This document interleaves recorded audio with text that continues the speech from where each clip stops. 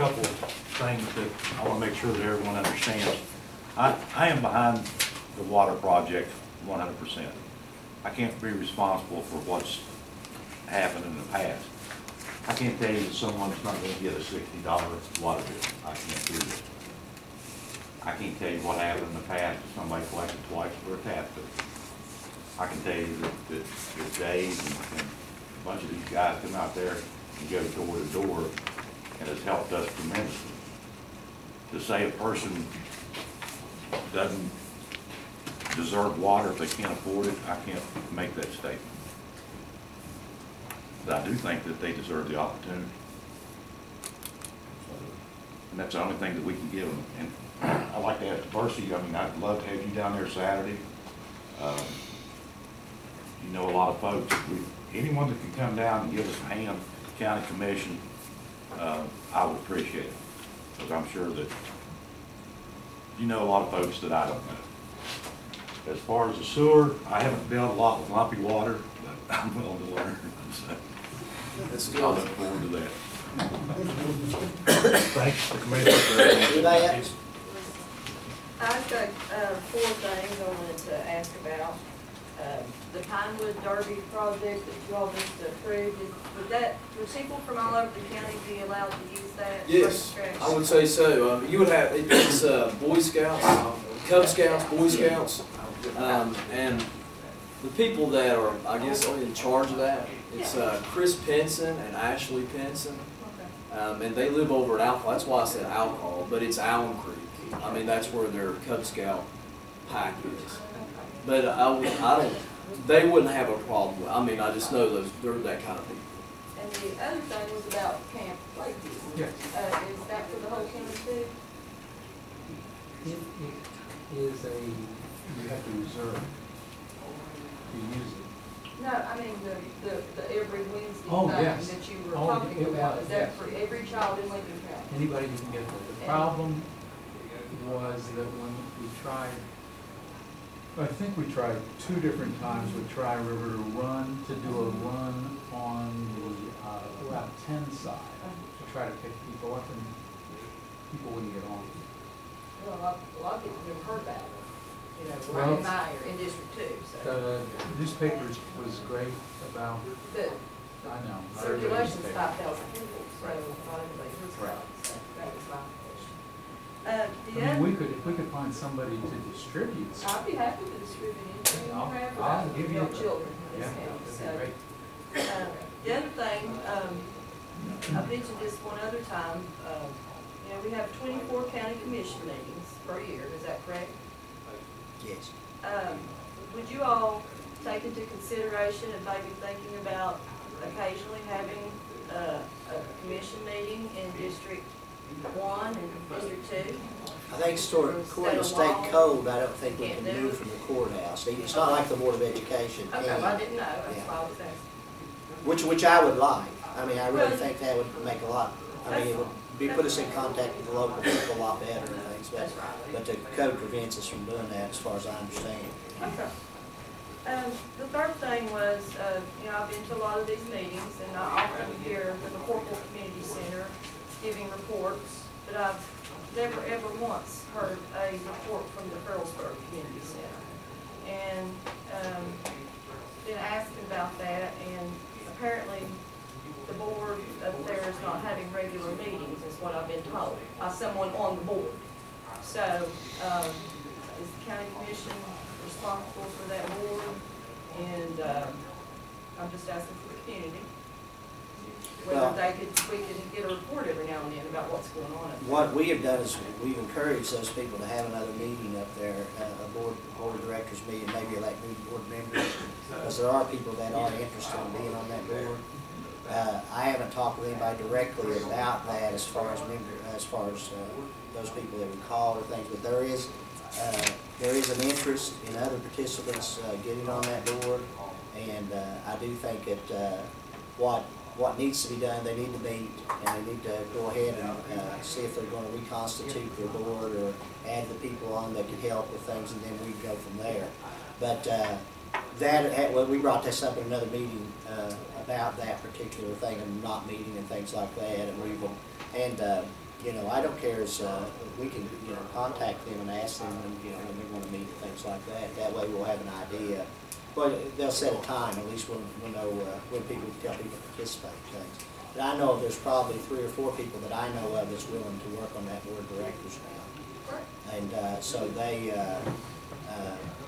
what we can do is I'll ask Judy to send them a letter, ask them when their next meeting would be, that, and who their board members are, and whether they're going to elect new board members and things of that nature. So they understand that's what we're looking at for that board. But I do think that the McCorkle people that give their presentation do an excellent job, and they really work at it, and I think that's what we would hope to see from their counterparts at Ferrellsburg Community Center also. So, and I think the key to that is getting those people that are interested in participating on that board, so they can go ahead and progress, because I don't see that they're progressing much right now. So. I think McCorkle has done a wonderful job with their community center. Yes, They yes. hard work and dedication goes a long way over there. I appreciate it, and I don't even live in that area. So, the other thing is the Harts 911 tower is 380 foot tall, and it's what Mr. Buck Toppings told me of Crime Watch. And since October, the lights have not been working. And it has been reported for Mr. Toppings to the 911 director and to the 911 center multiple times. My concern is a big safety hazard. It's foggy up there, trying to life fight somebody out, and the helicopter crashes. So.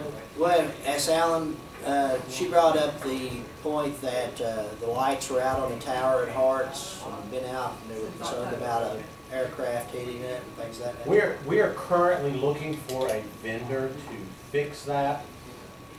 We had Premier Construction go down to the site. They were unsuccessful in fixing the issue, but because of the height of the tower, anytime that lights go out on it, we're required to file a filing with the FAA, in which we did the very day.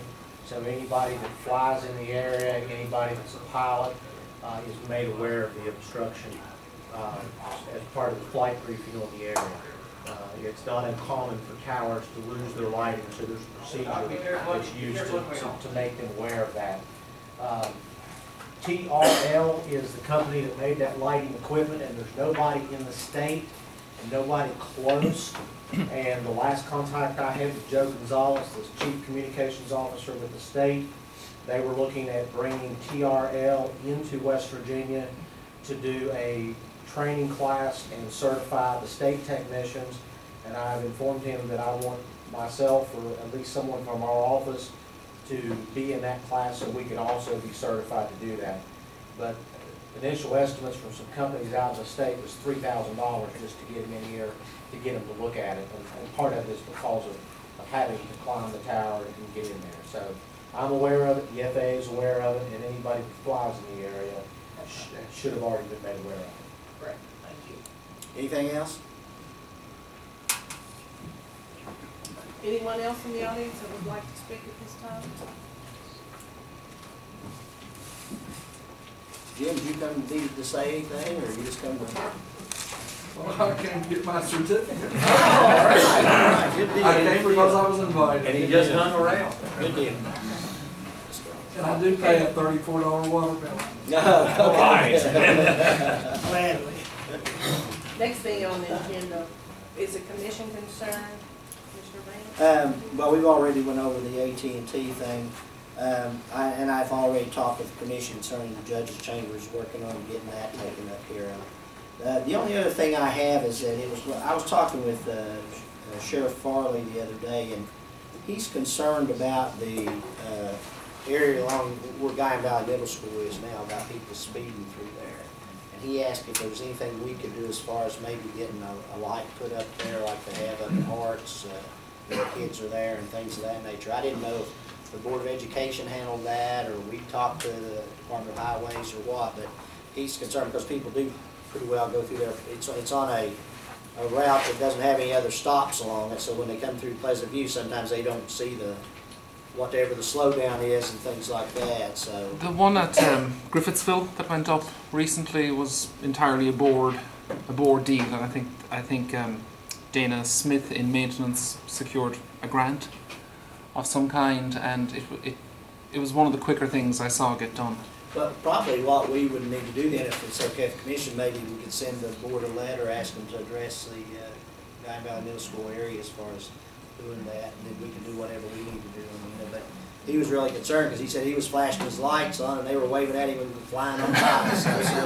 So he asked if we could address that situation, and I could see that would be a problem. But that often, I mean, over in that area it does happen. But I do know at Harts, when you go through there now, they're flashing, everybody's slow. And the Pleasant View area is a kind of a congested area anyway, with a lot of different houses and things like that. So kids, as we know, have a tendency to run where they shouldn't, and then hide where they shouldn't also, as brought up a while ago. But if we could go ahead and maybe send a letter to the board and ask them if they can look into that, are you all right with that? Okay. That's all I have. Commissioner Matthews? Yeah, I think there's been a lot that's been addressed today. Cell phone service, septic service in Allen Creek. I've written down a few things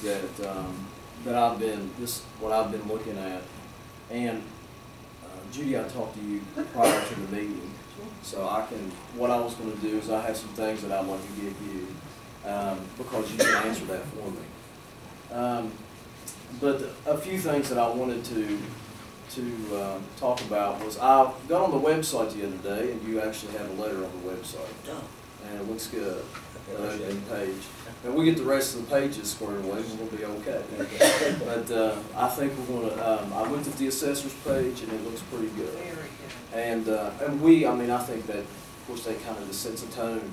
So we just the commission and the magistrates, everybody can just step up and kind of make it their own little space. I think that we can work on that.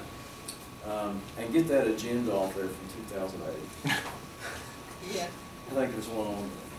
But anyway, I got the goals from Mr. McCann, and I was just actually kind of looking at those, and I was working with those, and I was going to see if I could just shoot those back to you through email. Well, here's the thing.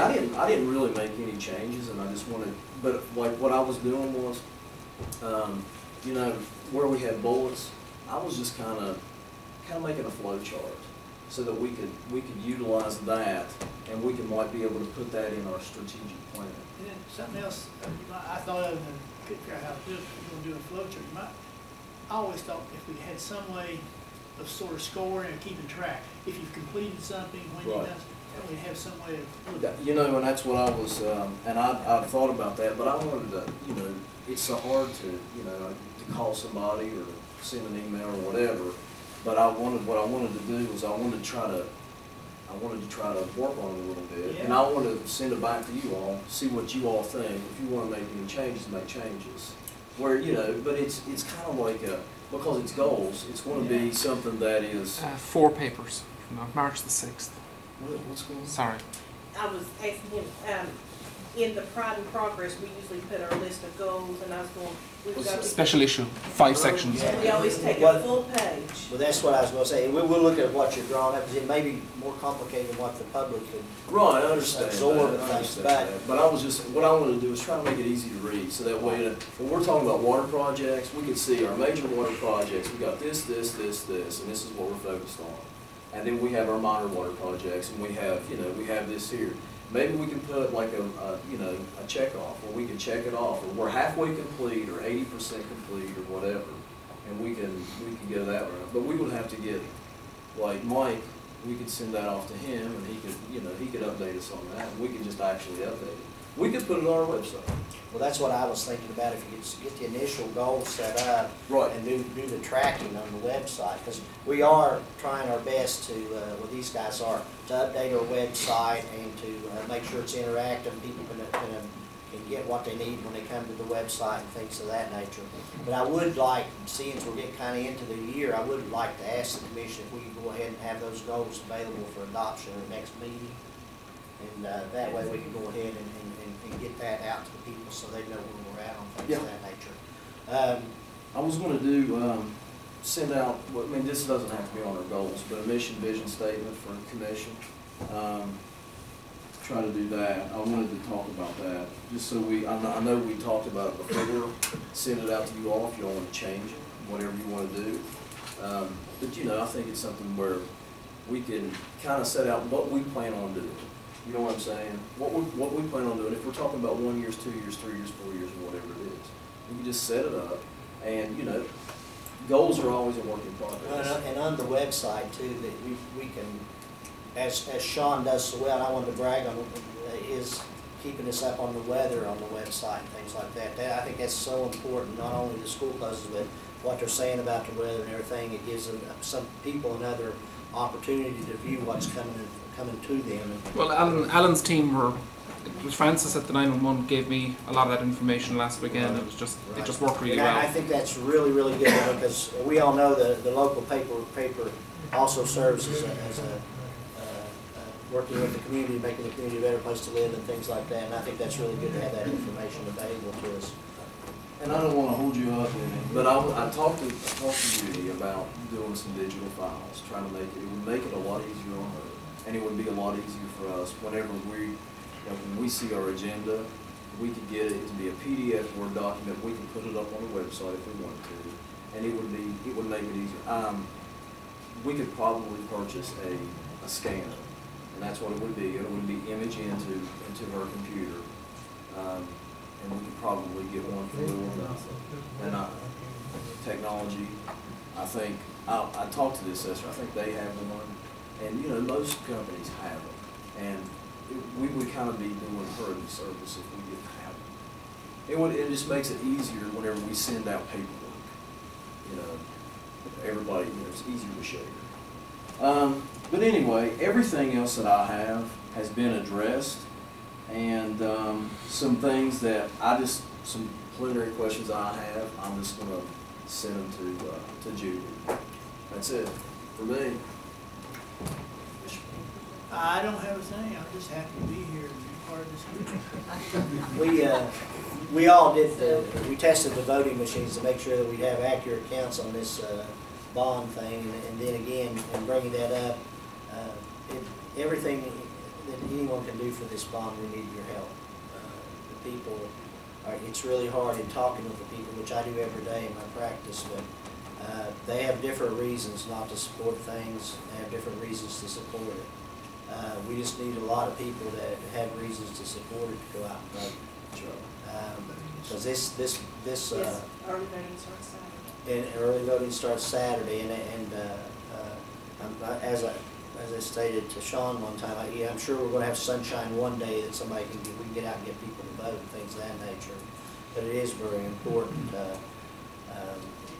And again, I appreciate the help that my two fellow commissioners have given me, and it's invaluable. And I look forward. It's exciting, the things that's happening. There's things happening now that haven't happened before that I think the people of this county will benefit tremendously from in the next few years.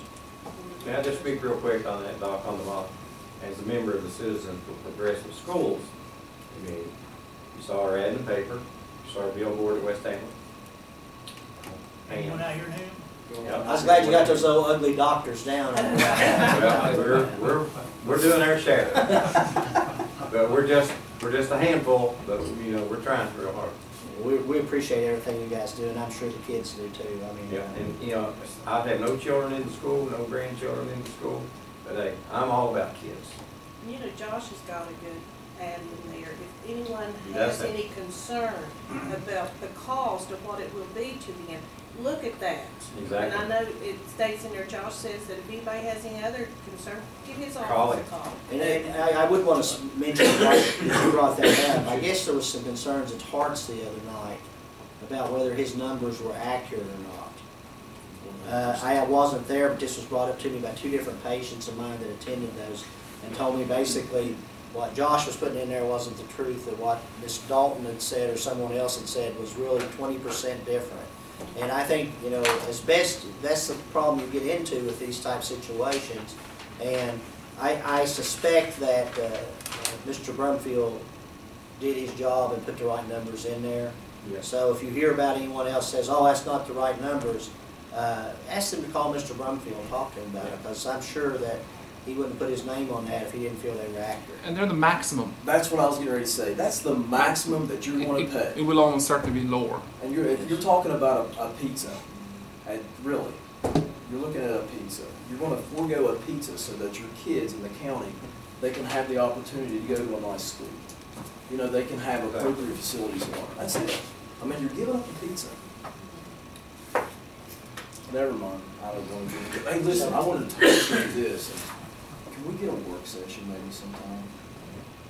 For we have the secretary in that OES position. Oh, yeah, I need to ask the commission, what do we, as far as looking at the applicants for the secretary's position, OES position, how do we want to proceed now that we have the applicants in? Does the commission want me to look at it? I'd kind of like to have a little work session, you know? If we could have a work session where we could lay it out, we could all look at it or whatever. Maybe on, you know. Anything we do work session is still open to the public. That's fine. I mean, it doesn't. And that's the only problem I have with that, is it's a personnel type thing. And if it is personnel, if we want to, we can go to executive session for personnel. But it's ever how you want to do it. Well, I mean, it would be nice that we could go, we can collaborate with it, so we can bounce things off each When, other. the period ended Wednesday, is that right? Yesterday. Why don't, I'll get with you and KK, if you want to participate, Charles is welcome too. And we need to set up a time that we could look at those. I think probably if there's 10 applicants, about 10 applicants or something like that, we might want to look at, see who's qualified and maybe just invite them in to talk to them at the same time. Okay. You want to do that? I mean, that way, and do you want me to go ahead and look at them, or do you want to look at all 10 of them, or how do you want to do that? Yeah, I was thinking maybe we could get together and look at it. Okay. And what we could do is we could share a list from what we have. Right. You know, if you say. Well, we would need to, if we're going to do that, if there's going to be more than one commissioner need to do that, we would need to advertise it as being that.